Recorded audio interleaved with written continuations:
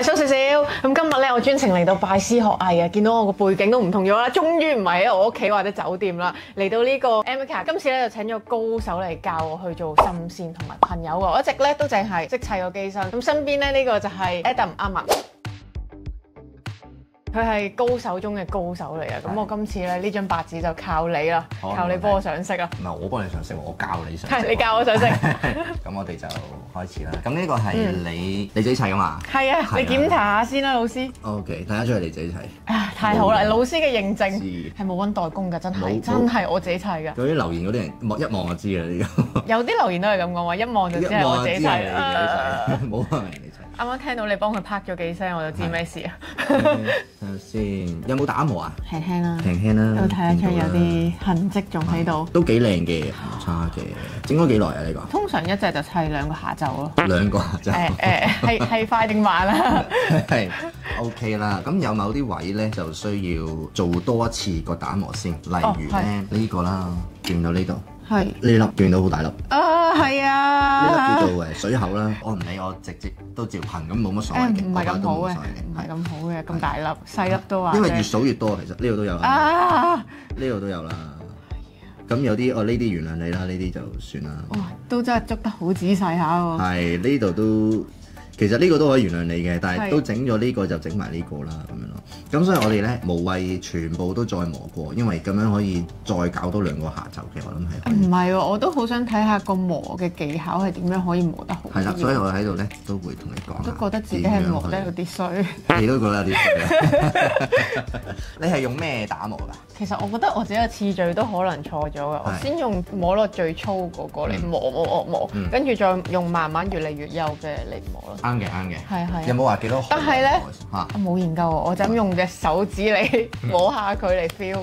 跟住同埋咧，我成日發現咧，我用最幼嗰個磨完之後，其實出面都可能會起層沙咁嘅嘢。係正常㗎，係會鞋咗㗎。咁要點樣做佢先滑翻？我哋會噴油咧，咁其實佢個面有啲鞋少少咧，係冇乜所謂嘅，因為噴完油之後會遮晒所有嘢嘅。咁因為係唔會磨到好似變翻佢原本呢種擰立立嘅效果嘅。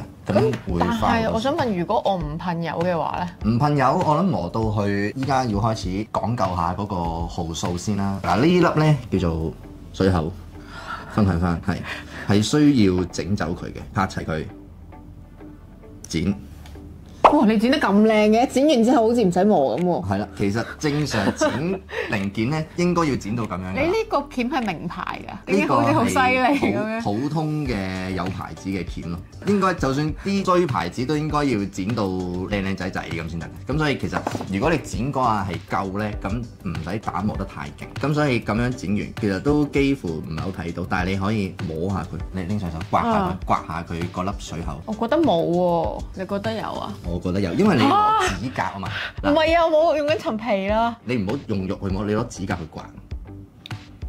刮到啊！我真係摸唔到，我覺得你剪得好好喎。喺邊啊？到底？嗱，其實咧係仲有嘅，但係咧如果滿足咧，都真係可以就咁就收皮噶啦。其實係已經極度光滑啊。OK，咁咧嗱呢度有一粒，呢粒你睇到啦。呢粒我睇到真係好大。咁就輪到你幫我好似啱啱咁，點樣咧個技巧係拍齊。拍齊。嗱呢個面係平噶嘛，呢度係平噶嘛。拍到最齊。平面對平面剪。咁就可以冇咗好大部分噶啦。好喎。OK，try it。試下先，拍齊。哎呀，點解我唔得嘅？點解我唔得嘅？可以攞翻。我拍齊咗咯。因為你嗰粒水口唔係啲大粒嘅水口咧。嗱呢粒夠大。哎呀，好心痛啊！我見到佢已經解體咗啦，後邊係。你輕輕一擦對我嚟講係一個下午。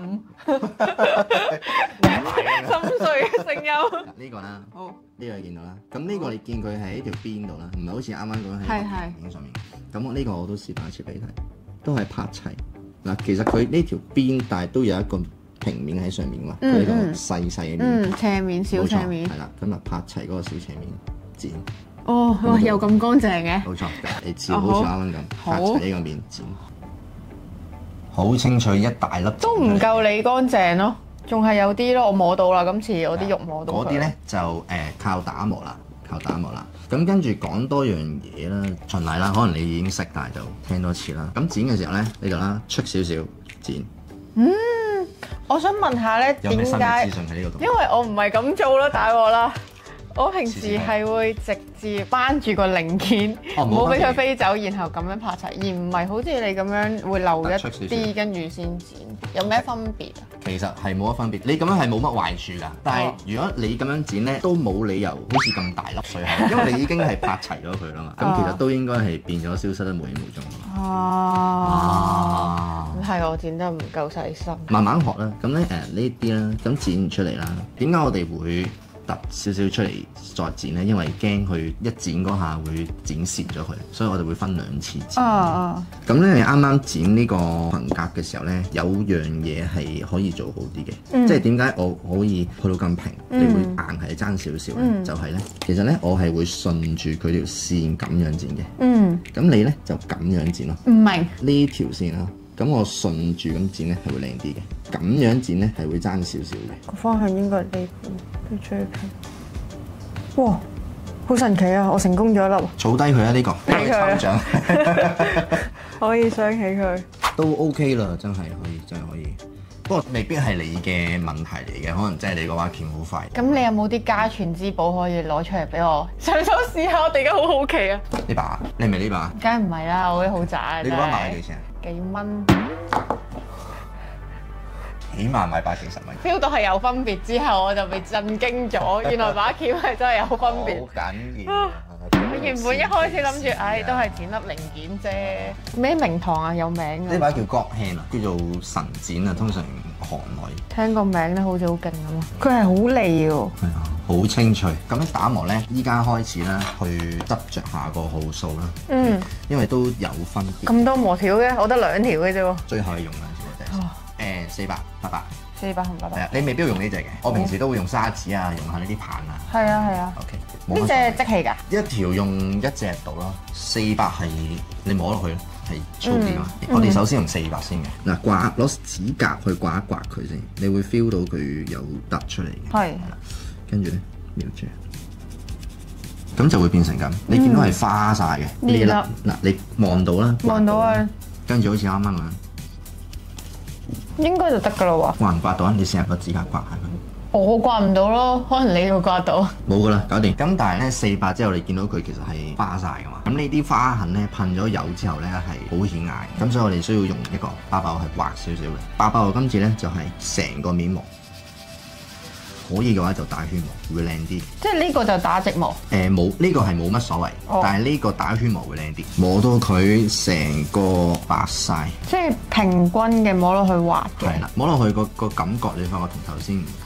咁就呢個就係有少少我平時講嘅少少沙咗個面。係啊。咁但係如果我唔噴油嘅話，我有冇方法可以磨到佢最光滑？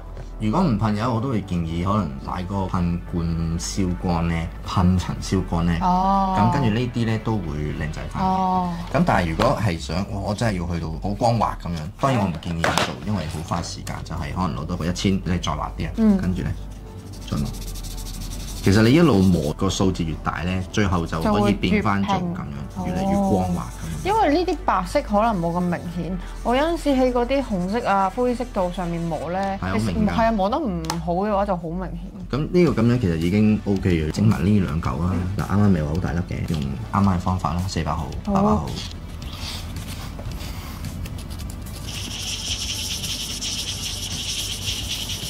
你真係有打圈，好乖，好靚啊！整埋佢，一氣呵成。咁我咧亦都幫下你手寫。啲粉你可以用呢個掃走佢。咁如果自己喺屋企做啲打磨咧，係咁易快爆走。好多粉嘅，因為搞掂。我哋用幾多號砂紙先啊？首先400啊嘛。跟住咧。係咪200？爭少少。100嚇。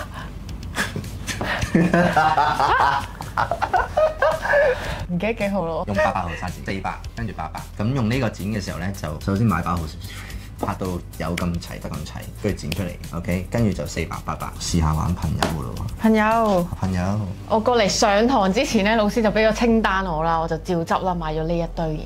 但我完全唔知係咩嚟嘅，其實所以就等你講解下。嗱，呢啲咧就係我哋噴油用嘅油漆啦。嗱，呢啲係水性油嚟嘅，以往咧多數都係用油性油嘅。個分別係咩咧？水性油 suppose 咧係無毒無味嘅，有啲塗改液味。呢個咧就係油性油。哇！指甲油味啊，係嗰啲成分嚟嘅，但係呢啲咧就會安全、健康、平安啲咁樣咯。即係如果你屋企通風唔好，或者有細蚊仔有寵物嘅，咁咪噴少啲咯。或者你揾地方噴，就唔係喺屋企噴。但係噴出嚟靚啲就係油性油。絕對係嘅，對唔住，我收翻個絕對係，因為呢啲水性油佢都越出越靚嘅，咁所以差唔多拍得住。但係油性油佢嘅顏色係多好多嘅，例如呢一種偏紫少少嘅藍色嘅，即係睇落好靚咁。但係水性油就冇出過咁樣嘅色咯，你就需要自己去溝出嚟咯。淨係得寶藍色，好明白。呢個叫做底灰，因為咧佢呢啲面咧直接噴落去咧，佢未必食得實，佢會甩嘅，咁所以需要噴呢一隻，咁佢可以食到落任何嘅表面嗰度嘅。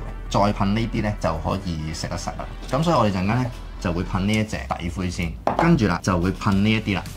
呢個係開油水，用嚟稀釋佢嘅。我哋用呢啲噴筆，如果你唔稀釋咧，佢係會噴唔到出嚟嘅，會塞槍嘅。佢呢隻係咪同美甲嗰啲噴油筆一樣？其實係啊。係咯，好熟面口。我哋咧呢啲油咧需要稀釋啦，就有一個濃度嘅。呢個我真係需要寫低俾你。個濃度就係一份油0.3份開油水。咁其實每隻牌子嘅油嗰個濃度都有少少分別嘅，唔好真係倒夠0.3，要倒少啲啲。2點幾啊？係，其實係。我費事個數字咁標啦。0.2幾？0.28咁樣就好難理解。OK， 就我依家會做一次俾你睇。首先咧需要戴唔戴得手套嘅？得。咁呢個係調色盤，攪，跟住咧倒。咦，你倒晒喎？我倒晒，因為有兩支嘛。係。咁我哋係倒咗呢個先嘅，先至倒呢一個嘅。嗱，如果少過1/3啫，係啦。我知，我 get 到你想講咩，喺度度緊。跟住呢個啦，攞呢個吸，有冇差唔多？加多啲啲啦。確定係扭實。輪到你幫我開一隻紅色，只要倒晒落去得㗎啦。哇！我哋又真係倒得幾好喎！咁樣夠唔夠？唔到呢條線。上面嗰條線啊？係啊，上面嗰條線。用呢個。啊，係喎。諗住就咁倒落去添。等你高手啲就可以就咁倒。哇，好似做化學實驗啊！嗰陣嘢透明嘅喎，跟住再熬勻佢，再倒翻入去啊嘛。係，扭實佢。係，要扭到好實，然之後再開翻。倒呢個真係好驚啊！幾多樣嘢啦？啱啱話1比0.28，有某啲色例外嘅，就係白色同埋黃色，或者啲好鮮嘅橙色啊，啲淺色嗰啲咯。係落少啲水係嘛？冇錯，因為爛上色，有 sense 㗎。不過我發現同紋身有啲似，因為一模一樣都係紋身咧，係上黃色同埋上白色咧，係要上好多次先上，係勁爛上色。係啊，原來一模一樣喎。記個數字咧，1比0.1，再少啲嘅。總之就偏結啲就冇死㗎啦。我哋試一試開多一樽，你開一個黃色。咁因為其實0.1咁樣好難定斷㗎嘛，咁我就隨心一滴係嘛？係啊，其實係一嘢啦。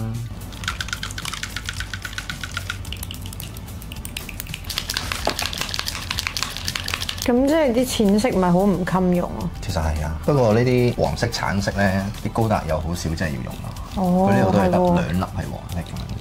Yeah， 咁咧嗱，我哋依家開咗4隻色啦。咁其實就係你呢隻模型，佢有幾多隻色，你就要開幾多隻色㗎啦。雖然呢個有啲廢啦，但係意思就係直情喺呢啲骨架咧，呢啲灰色啊、鐵色啊嗰啲咧都要開埋嘅，就唔係淨係你表面望落去佢嘅顏色就開佢嘅顏色咁樣。但係我想問一個問題，就係噴油個意義係令到佢睇落 sharp 啲，就係咁嘅啫。係，即係唔滿意佢原廠嘅顏色，係咪咁嘅意思啊？係嘅，係嘅。係咯，個噴顏色嗰個意義就係咁樣咯，即係令到佢成隻個質感會好好多。打啊！哎呀，起沙啊！哎呀，好急促啊！哎呀，最憎嘅水條。